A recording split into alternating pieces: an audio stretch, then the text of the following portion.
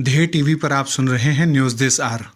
यदि आपको यह सुनने को मिले कि तालिबान भारत से व्यापारिक रिश्ते रखना चाहता है और वो भी पाकिस्तान के रास्ते से होते हुए, तो शायद आप चौंक जाएंगे, लेकिन ये सच्चाई है। अभी हाल ही में तालिबान कार्यालय के डिप्टी हेड शेर मोहम्मद अब्बास इस्तानकजई ने हाल ही में कतर की राजधानी दोहा में कहा है कि भारत दक्षिण एशियाई उपमहाद्वीप के लिए बहुत मायने रखता है और तालिबान पहले की तरह ही भारत के साथ सांस्कृतिक, आर्थिक, राजनीतिक और व्यापारिक रिश्ते बरकरार रखना चाहेगा। शेर मोहम्मद ने स्पष्ट रूप से कहा है कि पाकिस्तान से होकर भारत के व्यापार हमारे लिए बेहद महत्वपूर्ण है। साथ ही भारत के साथ व्यापार के लिए हमारे हवाई रास्ते भी खुले रहेंगे। तालिबान का नेता का ये बयान इसलिए भी महत्वपूर्ण है क्योंकि पाकिस्तान ने अफगानिस्तान और भारत के बीच जमीनी रास्तों द्वारा व्यापार और संपर्क को हमेशा बंद किया है। तुर्कमेनिस्तान के साथ अफगानिस्तान के संबंधों पर बात करते हुए भी शेर मोहम्मद ने तुर्कमेनिस्तान, अफगानिस्तान, पाकिस्तान और भारत के साझे वाले तापी गैस पाइपलाइन प्रोजेक्ट का जिक्र किया और कहा कि सरकार बनने के बाद तालिबान विचार करेगा कि किन वजहों से प्रोजेक्ट पूरा होने में समस्या आ रही है।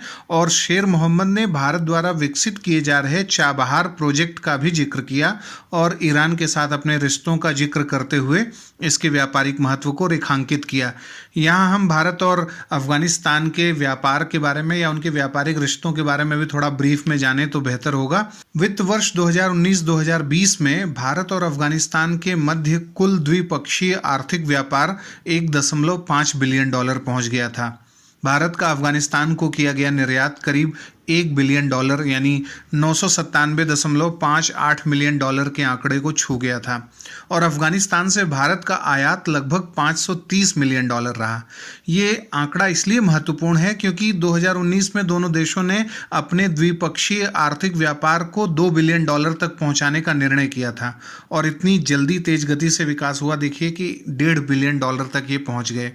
दोनों देशों के बीच व्यापार को गति देने के लिए ही 2017 में एयर फ्रेट कॉरिडोर भी खोला गया था।